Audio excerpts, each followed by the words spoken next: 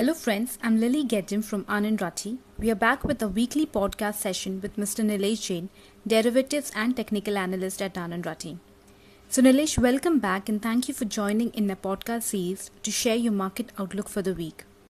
So, Nilesh, what are the rollover data indicating for the August series and how is the market looking on charts? Hi everyone. So the bulls dominated for the second consecutive month and Nifty surged around 8% on expiry basis. In the July series, Nifty not only surpassed its 200-day moving average but also completed its 78.6% retracement of the entire fall, placed at 11,350 levels, which was our short-term target. Now, if you look at the rollover data, Nifty future rollover stood at 77.6%, which is slightly higher than its previous 3 months average of 75.3%. Although the rollover data looks positive, but the long to short ratio of FIs in the index future, it has reached above 66%, which is a cause of concern for the bulls. Technically, if you look at Nifty on the weekly scale, takes a breather after rallying for the sixth consecutive week and formed a small bearish candle on the weekly scale, although it doesn't indicate a major sell-off in the shorter term, as there are multiple supports are in place on the daily chart. The immediate support is placed at 11,000 level, which is again a psychological support zone for the Nifty. Below that, the major support is placed at 200-day moving average, which is currently placed at 10,870 levels. So as long as Nifty trades above its 200 DMA, we can expect some sort of a consolidation in a broader range of 10,870 to 11,200. From shorter time frame, we expect a tepid start on Monday and some range bound trade is expected in the coming week. The momentum might slow down as the momentum indicator RSI, which is currently at 62, has reversed from its overbought territory of 72 and giving a sense of caution for the bulls. The volatility index India weeks, which is hovering below 25 levels from past couple of weeks, which hints of no major movement in the shorter time frame. Now if you look at the bank nifty structure, it underperformed compared to the nifty and formed a bearish engulfing candlestick pattern on the weekly scale, which indicates slight weakness from short term time frame. The bank nifty index also formed a double top pattern and also trading in a rising channel, where the upper end of the rising channel is placed at 23,200 levels, which will act as a major hurdle. So as long as it trades below that, we can expect some sort of a consolidation with slight negative bias. So definitely a caution is advised in the bank nifty. One should refrain from creating any sort of aggressive long position at current level. One should wait for a breakout which is placed at 23,200 levels.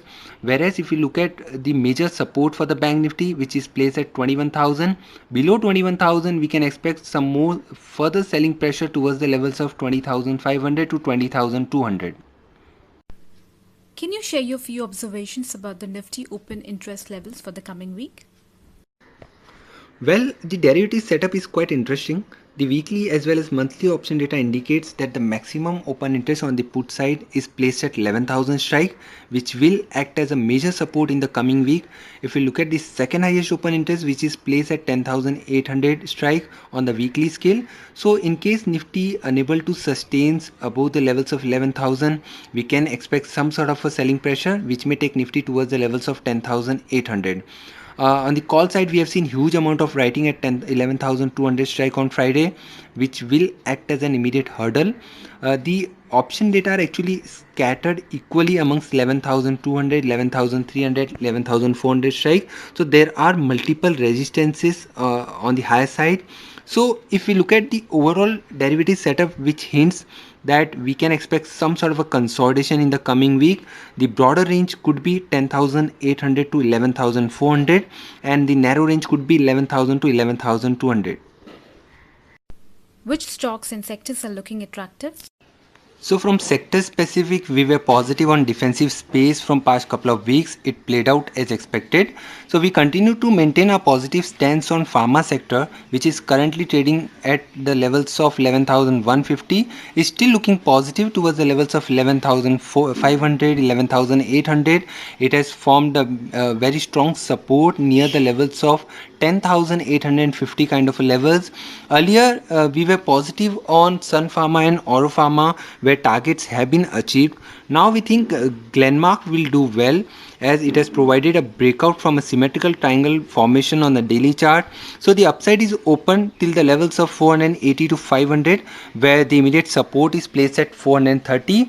The another pharma counter that we like is Cipla, where the stock has provided a fresh breakout from its 2 months consolidation and currently hovering near its all-time high levels. It is also trading well above its short-term and long-term moving averages.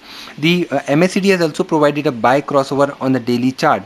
So based on the rationale, we believe the Cipla may inch towards the levels of 780 to 800 from short to medium term perspective, where the stop loss should be placed near the levels of 680. The another sector that we like is FMCG. From a stock specific index, heavyweight HUL is looking very strong, as it is taking a support of its rising trend line, which is currently placed at 2000 levels, and also taking its short term 21-day moving average support. So the upside is open till the levels of 2400 and 2500. So as long as it trades above its rising trend line, which is placed at 2000, the overall counter looks positive. Lastly, we continue to maintain our positive outlook on a broader indices from past couple of months, and which will continue to do well. So the defensive trader should adopt a stock specific approach from this space. Thank you, Nilesh, for sharing your valuable inputs with us.